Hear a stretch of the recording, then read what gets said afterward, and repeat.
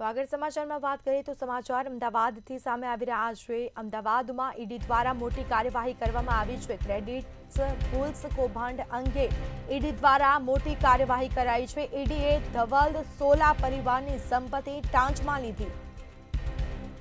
આરોપી અને પરિવારની સંપત્તિ 1.9 કરોડની ટાંચમાં લેવામાં આવી છે।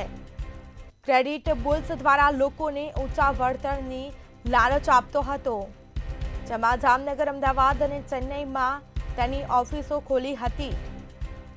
ઈડી દ્વારા મોટી કાર્યવાહી કરવામાં આવી છે। છેલ્લા 2 વર્ષમાં સંખ્યાબંધ લોકોના કરોડો રૂપિયા ચાઉ કર્યા।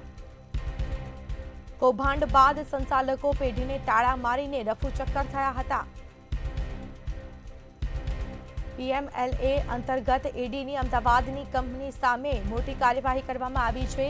સીઈઓ અને ફાઉન્ડર ધવલ દિનેશભાઈ સોલાનું મોટું આ કૌભાંડ ઝડપાયું। જામનગર, અમદાવાદ અને ચેન્નઈમાં કરોડો રૂપિયા લોકો પાસેથી ઉઘરાવ્યા હતા। લોકોને લોભામણી લાલચ આપવી હતી।